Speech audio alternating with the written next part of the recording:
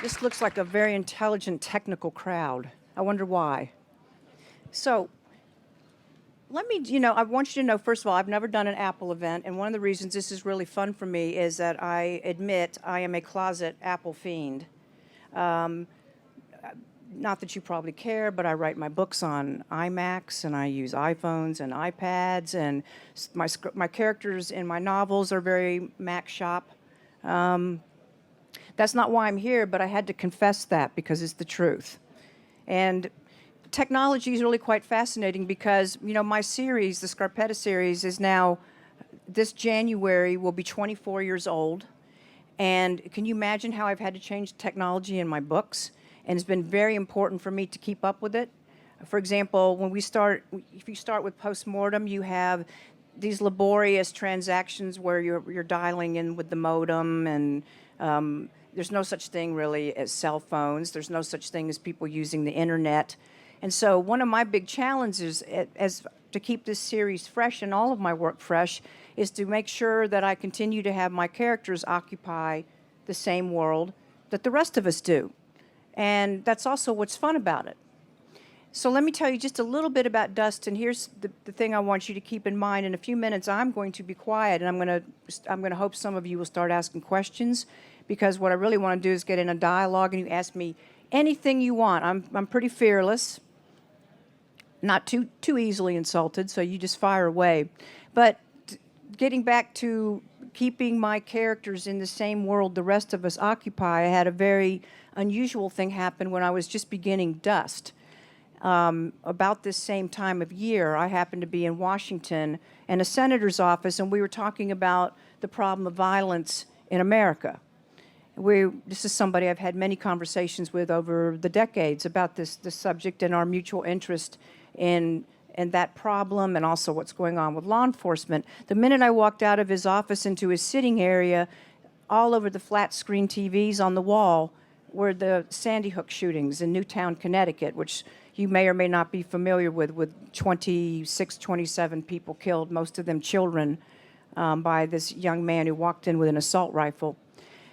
And I was not only horrified and very depressed by this, but as I was flying back to Boston, one of the things that entered my mind is, if Scarpetta really existed, she'd already be on her way to Connecticut, because her office in Massachusetts is not that far, and she would be there to help her colleagues with this atrocity. And that led me to another thought, which was, what would that do to her? I wasn't interested in trying to do something horrible and show you those scenes, because I think you get enough of a dose of it just in her own memory. But what does that do to these first responders who have to show up and deal with these things? Now, she's dealt with about everything you can imagine in all these years that I've written about her. So I decided to open the book in a very different way, where she's just come back from that, and she thinks that she's okay, but she immediately comes down with the flu. So we find her at a very low, vulnerable point when the phone rings around 3 o'clock in the morning and she's called to a crime scene.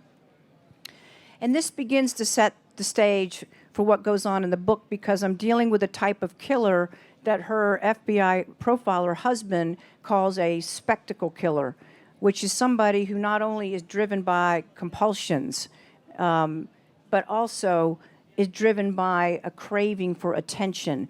And I'm sure all of you follow the news, and we've seen more than our share of these types of killings in America, of the random shootings in shopping malls and movie theaters, or the marathon bomber in Boston, and how the survivor terrorist, alleged terrorist, his reward is to be on the cover of Rolling Stone magazine. So this is how bad this is going. So this is something that I deal with, and if you're interested in Dust, you will find a lot of technology, but also a lot of the same issues and advances and setbacks that you follow in the news daily. So that's a little bit in a nutshell. What I'd like to hear is what's on your mind tonight. Who's going to be a brave person and ask me a question? Out of all of your books, which have you found the most difficult and most challenging to write, and why? Well, without a doubt, that'd be the Jack the Ripper book. I'm finishing a revision of it, or a remake of it now, after 10 years since it's come out. And I still am overwhelmed by the magnitude of how much work and research, trying to reconstruct something that old, very, very demanding. In fact, not sure I'd want to put myself through that all over again because it's so incredibly difficult. For example, in Scarpetta's world or my novels, if I can make the weather suit the scene. Well, you can't do that in nonfiction. You need to go through the old newspapers and make sure the weather on a given day or when a certain crime was committed is exactly what the weather really was back then. So that still is probably the most arduous project I've ever had. Who else? Yes. I knew Jack the Ripper would open you up. It always does. You need quiet and seclusion to write. Did you get the luxury of that when you wrote Postmortem? Did I get much quiet and privacy when I was writing Postmortem? I actually, what I would do, because I was working full-time at the medical examiner's office, so when I would have any free time, I usually would sit up very late at night, and I had a little space where I could close the door, and I would make my quiet. The difference is I find it so important that I actually have a view. I can't just look at cinder block very easily. I mean, I do much better if I can look at water. Are you a writer? Because they're all different. Some people don't want to look at anything, and they'll have a desk facing a wall. Me, I want to look out either at mountains, a sort of an unobstructed view, and my favorite is water, especially if I can hear it.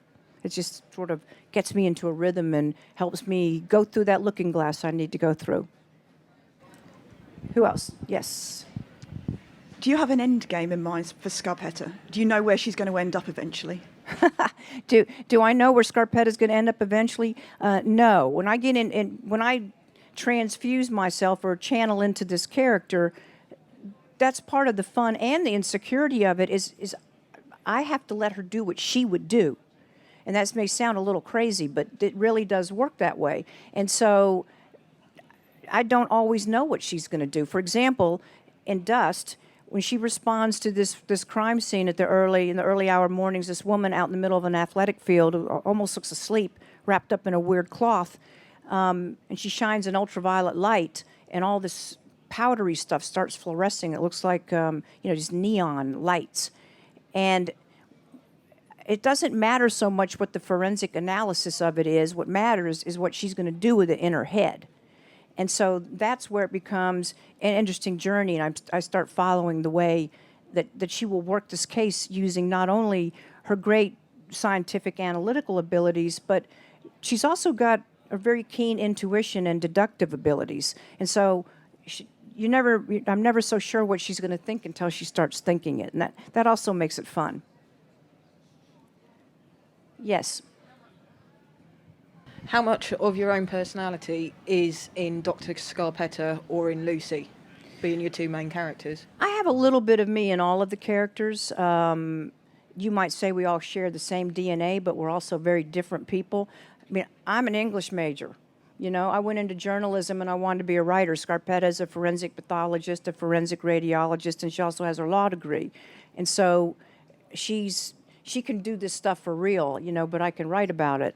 So she's Italian.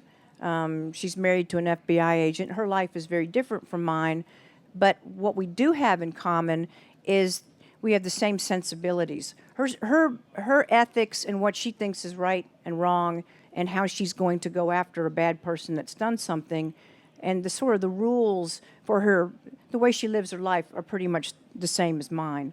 And the most important common denominator is Scarpetta may not always obey certain rules, and you're going to see that in Dust because she kind of breaks bad because she's had enough of something.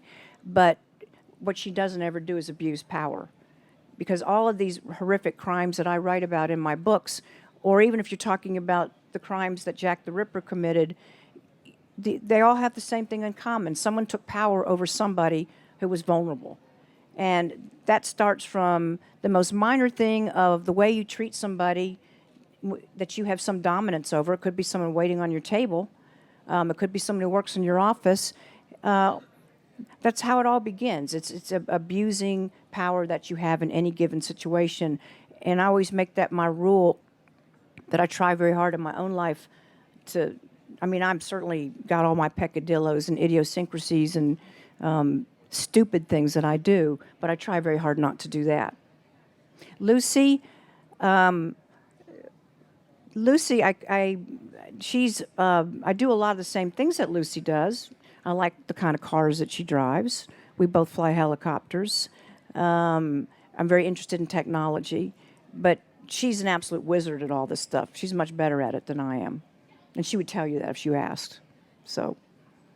You and Kathy Wright came to the scene at about the same time with your characters, and there's a lot of similarities between Scarpetta and Dr. Brennan. Have you guys ever gotten together and thought about writing a book together?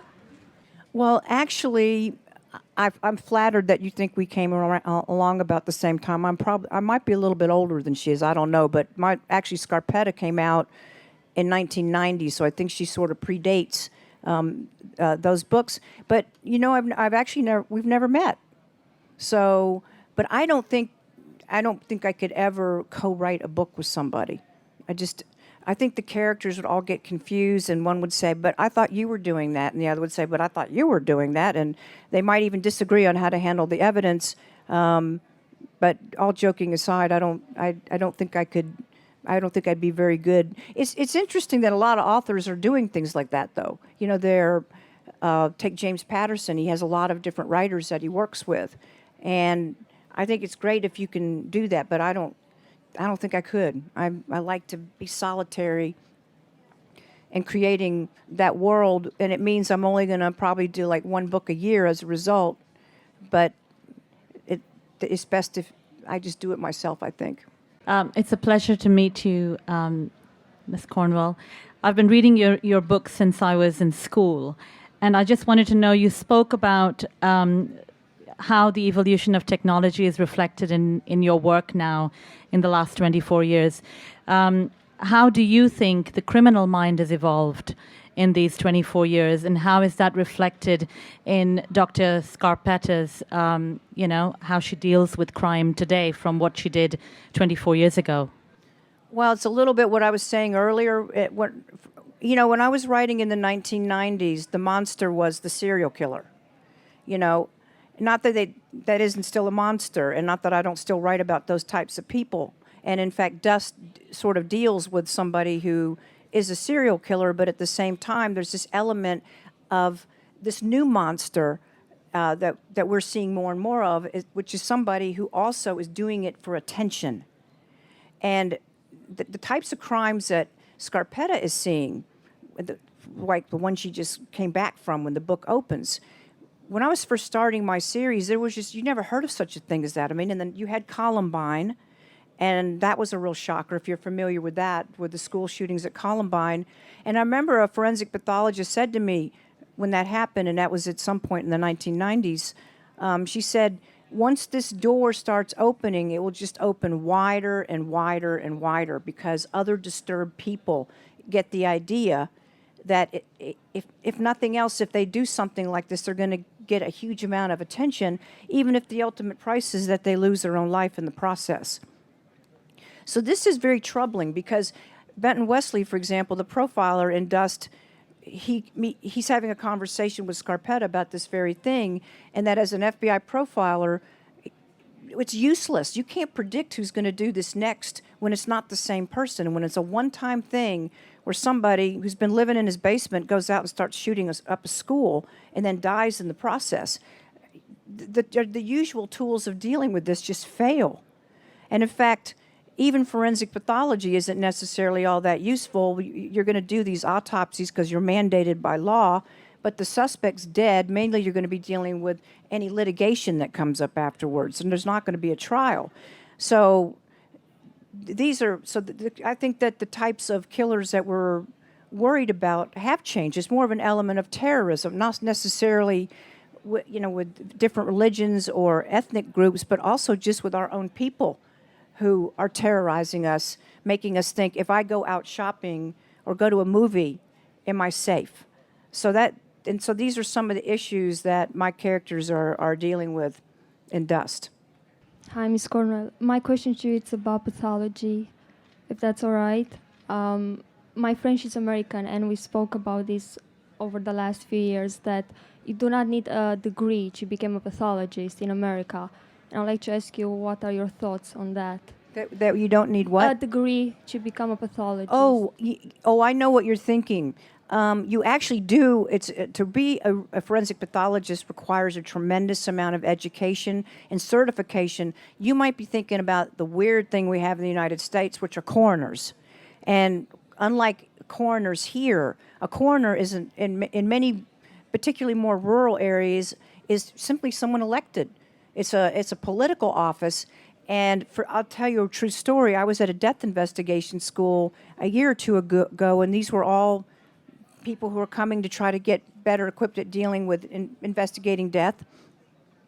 And this one woman raised her hand and she said, I was just elected district attorney in this particular place, not realizing that that also makes me the coroner. And she said, and other than holding a mirror in front of somebody's mouth, I don't know how to I don't know how to tell if someone's dead. Can you please help me? Now that's terrible.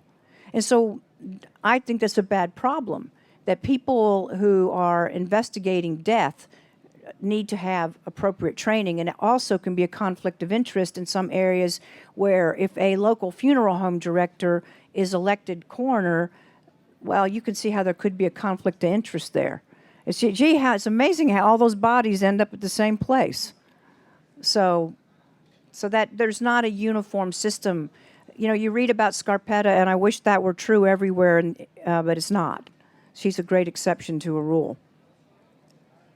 Yes, sir.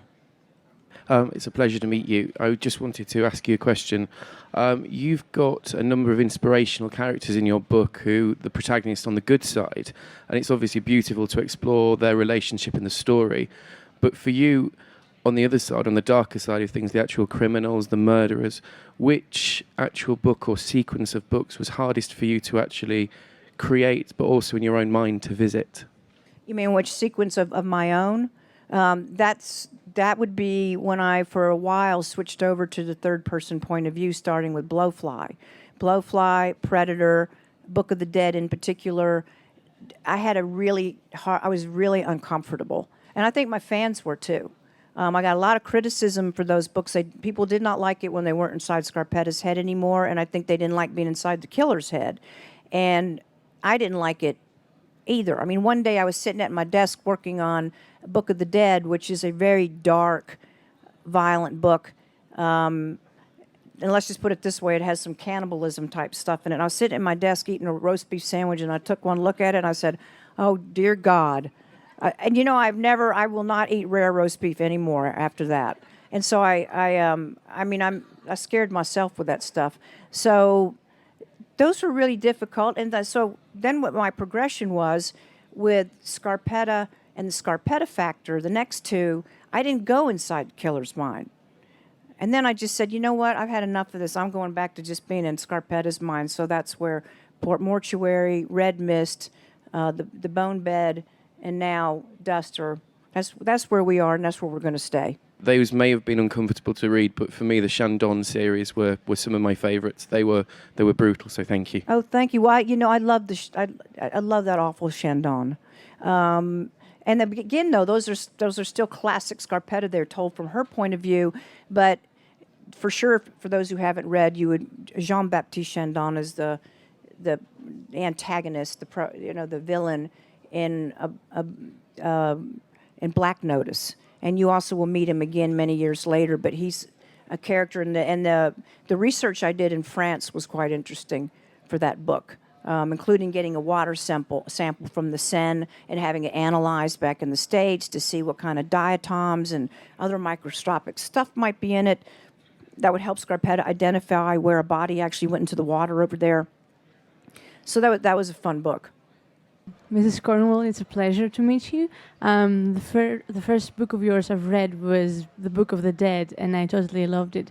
Since then, you've been releasing a book almost every year. So I was wondering, how much research do you actually need to do before you release a new book? Thank you. I do a lot of research, but the nice thing is I've been doing this for so long that I have many layers of civilization in terms of knowledge to draw upon. So and I continue to associate with the real people in the field. So I will hear about new technology. For example, I knew about, if you've read the more recent book, Scarpetta also has a CT scanner in her medical examiner's office now, which is the new technology that's being used, where you can get these amazing three-dimensional images of a body inside and out before you ever take a blade to it. So it's really fascinating. And I hear about these things, and then I can start looking into them, so I keep on top of what's really going on. And if I don't know something, I know enough to know where to ask to find out how to best describe this, or is there a place where I can actually see this being done? For example, the CT scans, there aren't that many places yet that are doing it because, for one thing, the scanners are very expensive, and you have to have trained people. They're not your typical CT scans because, like, you go, if you have an injury or something, they don't care how much radiation they use in these things because these people are already dead. So they're rather different. And extremely, the images are extremely intense. So I would go to the chief medical examiner's office in Baltimore where they're doing it, and I could watch this so that when I have Scarpetta doing it, I can describe it in a way that makes you feel you're right there watching it with her. So the research is always important in every book I do. For example, in the one I'm just starting right now, I decided she's going to have to deal with an underwater crime scene in an ocean. And so I had to go back and refresh my scuba diving because I hadn't done that since I wrote Cause of Death. So I was doing last few months I've been doing a lot of diving down in Florida, getting back up to speed and getting over my phobias about that because my biology says it is not normal to inhale underwater. Hello. When do we think we see Scarpetta in some films? Boy, that is the holy grail question, isn't it? Well, where we are right now is the Scarpetta is optioned by 20th Century Fox. We've been 4 years in development, what is really still script development. And one hopes that soon they will get a script that they really feel comfortable with so they can start going into production. But that's always been, the holdup has always been the scripts. 23 years of this. She's been optioned since the beginning of this series by one studio after another. And it's, I'm beginning to think that it's her fault, that she just doesn't want this to happen for some reason. She's a very private person. You notice she never shows up anywhere I go. She has yet to sit through even one of my lectures or talks, and it hurts my feelings a little bit. So it's, but that's, so it's. I wish I had some real dramatic news for you on that front, but that's kind of where it is right now. I was going to ask with the script, when you talk about the script, would it be you that would you be the person behind this? Would you be writing the script, or would that be somebody else? No, it would be somebody else. There is, generally in Hollywood, they don't really want the author getting involved in the writing process or even the early development process, and not necessarily for a bad reason. They sometimes, the author's view, myself included, it may be too confining because you're dealing with a totally different medium. You're dealing with cinematography, with acting, and with a story that is seen and heard and not read. And so oftentimes it's not impossible that authors can write great scripts. It's usually assumed they're probably not going to. So we just, and I've actually written a few myself, and mine aren't as bad as some of the ones I've seen, but I probably should keep my day job. Hi, I was just wondering what motivated you recently to do a press release regarding new Sicket things when the book's not going to be possibly re-released until next year. Why do a press release now? A press release on the new Ripper? Yeah. Well, it really wasn't a press release. What happened is I was doing an interview in New York when Dust just came out, and this very crafty reporter, bamboozled me over into that horrible Ripper corner where I always end up, and he simply said, asked how the rewrite, the revision was going.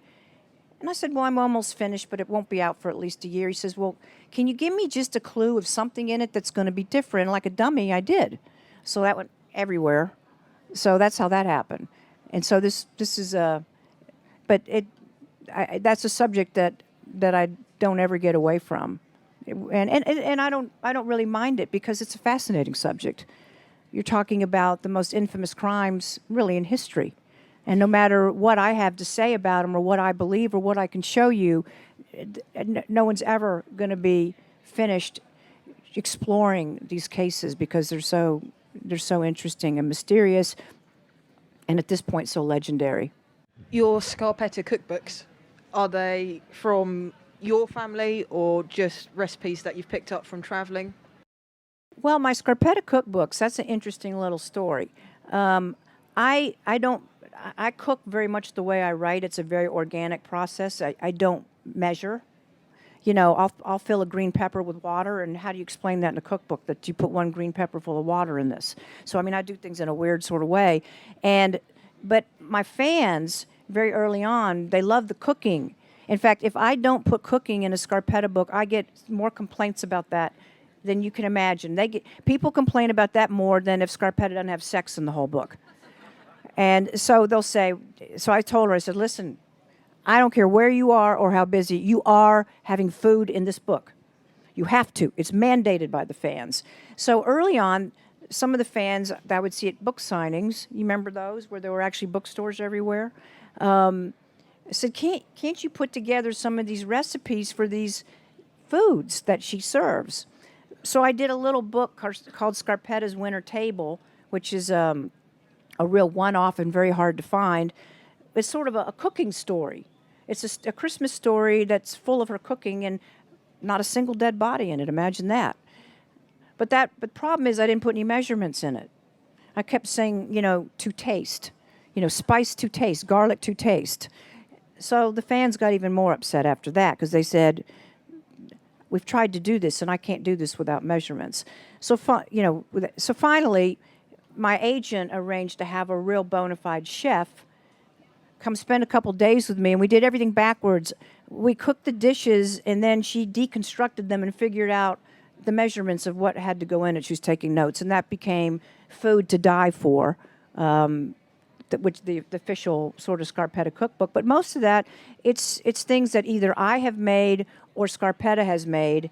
And I still, have any of you had that book? Well, I still think that we might want to do a sequel at some point. From Marino's point of view, how would you like a Marino cookbook? We called Food That Will Kill You. Yeah, if you wasn't to become a writer, what other life dreams about your career while growing up you had, just in case the writing wouldn't work out, like any plan B? That's a good question. Do I have a plan B if the writing didn't work out? Not really. You know, my history very briefly was I wanted to be a writer, and it was suggested when I graduated from college that maybe I should try to get a job at the local newspaper, at least get my foot in the door doing something involved writing, which is how I ended up in journalism and being a police reporter, which is what got me interested in crime. And then I did a biography of Billy Graham's wife. I know that makes no sense at all when you think of going from crime to Billy Graham's wife, but she was a very dear friend of mine I grew up around. And when I was finished with that, I said to myself, I know two things. I'm very interested in police work, and I like writing books, so maybe I'll write books about crime. And I'd never read a murder mystery or anything else. And I began to do research by going down to the medical examiner's office, where fairly early on I started doing work for them as a volunteer, and then I got a job. Well, 6 years later, and all those rejections later, 3 crime novels rejected, postmortem rejected for the better part of a year. I didn't know what I was going to do. I tried to go back to journalism, but nobody would hire me. They said, we don't have a morgue beat. Literally, I was told that by the Wall Street Journal. And I thought, well, I guess I can just continue being a computer programmer for the state of Virginia, the Commonwealth of Virginia, because that's what I was doing. I was the programmer and did all the statistical analysis for the statewide medical examiner's office. But I did not have a good plan B. this was my, and still is my passion. It is who I am. And one of the things I tell people, no matter what it is, whether it's a form of art or something else that you feel compelled to do, rejection is not necessarily a measure of your worth, because if it were, I would not be sitting here. So if you really love something enough, hopefully it's going to love you back, and don't give up. It's really important that you follow your dream. I loved the first Jack the Ripper book. When can we expect the new one? When can we expect the new Jack the Ripper book? Hopefully early 2015. We've got to get the next Scarpetta out next fall, and then hopefully it's going to come after that. It's a slow process because, unlike fiction, even though I'm almost completely done with the revision, the rewrite, there's a lot of legal things you have to deal with, because you have to get, there's copyright issues, there are permissions, it has to be gone through by lawyers.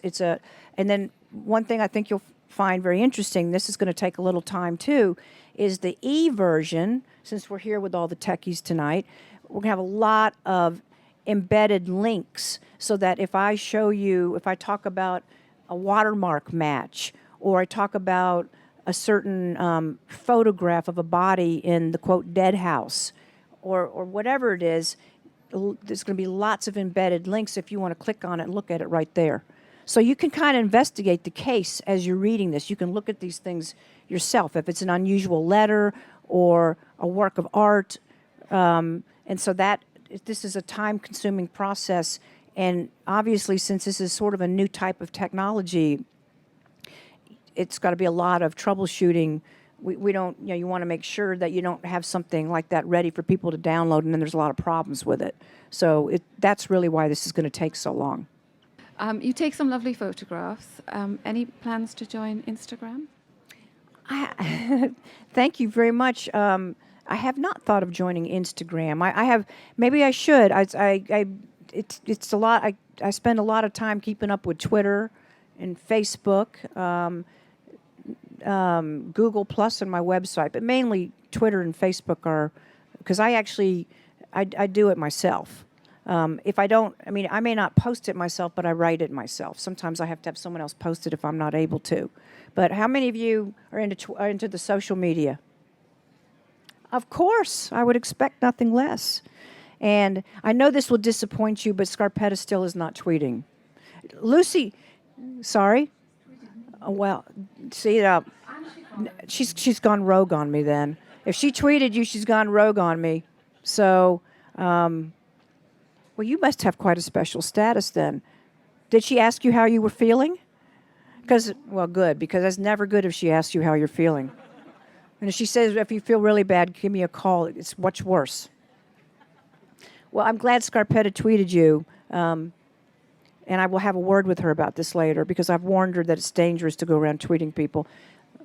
So, if any of my other characters tweet you, would you please let me know?